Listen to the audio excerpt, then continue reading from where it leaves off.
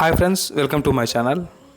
నేను ఈరోజు గుంటూరు డిస్టిక్లో ఉన్న ఉప్పలపాడు పక్షుల రక్షణ కేంద్రానికి అయితే వచ్చాను. ఈ పక్షుల రక్షణ కేంద్రానికి విదేశాల నుంచి చాలా రకాల పక్షులు వలస వస్తాయి. ఈ పక్షుల రక్షణ కేంద్రం గుంటూరు నుంచి 9.8 km, విజయవాడ నుంచి 35 కిలోమీటర్లు, తిరుపతి నుంచి 388 కిలోమీటర్లు, విశాఖపట్నం నుంచి 379 కిలోమీటర్లు, హైదరాబాద్ నుంచి 309 కిలోమీటర్ల దూరంలో ఈ రక్షణ కేంద్రం ఉంటుంది.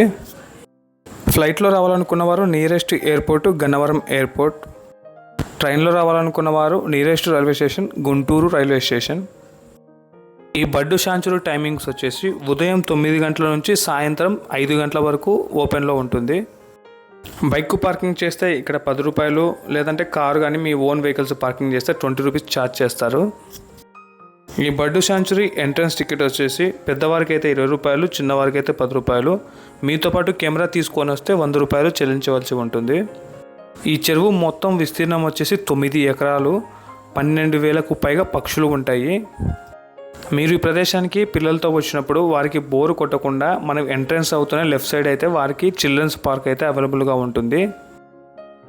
ఈ ప్రదేశానికి చాలా రకాల పక్షులు అయితే వస్తూ ఉంటాయి. చైనా, నేపాల్, హిమాలయాల నుంచి పెలికాన్స్, సైబీరియా నుంచి పెయిటెడ్ స్టార్స్, శ్రీలంక నుంచి ఓపెన్ బిల్ స్టార్స్, దక్షిణాఫ్రికా నుంచి వైట్ ఐబిఎస్ పక్షులు అయితే ఇక్కడికి వస్తూ ఉంటాయి. ఇవి కాకుండా సైబీరియా, ఆస్ట్రేలియా నుంచి కూడా వలస పక్షులు వస్తూ ఉంటాయి. ఈ పక్షులు తమ ఆహారం కోసం దగ్గరలో ఉన్న సముద్రానికి అయితే వెళ్ళి తమ ఆహారాన్ని సేకరించుకొని తిరిగి మళ్ళీ ఇక్కడికే వస్తాయి. ఈ పక్షులను చూడటానికి మన దగ్గరికి అయితే రావు, ఇలా దూరంగా చెట్ల మీద నిలబడి ఉంటాయి. వాటిని మనం చూడాలి. మధ్యాహ్నం పూట వస్తే ఎండ ఎక్కువగా ఉండటం వల్ల, ఇవి వైట్గా ఉండటం వల్ల మీకు అంత విజువల్ ఎఫెక్ట్ సరిగ్గా కనిపించదు మన కంటికి. ఇలా మొబైల్స్ అయితే దగ్గరగా చేసుకొని జూమ్ చేసుకొని చూసుకోవచ్చు.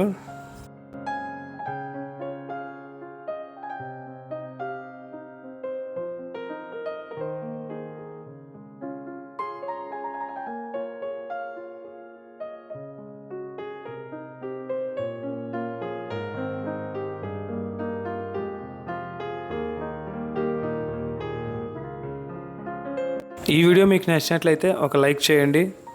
మీలో ఎవరైనా ఆల్రెడీ ఈ ప్రదేశాన్ని చూసినట్లయితే మీ అభిప్రాయాన్ని మాకు కామెంట్ రూపంలో తెలియజేయండి. నా ఛానల్ని సబ్స్క్రైబ్ చేసుకోండి. Keep watching my channel. Thank you.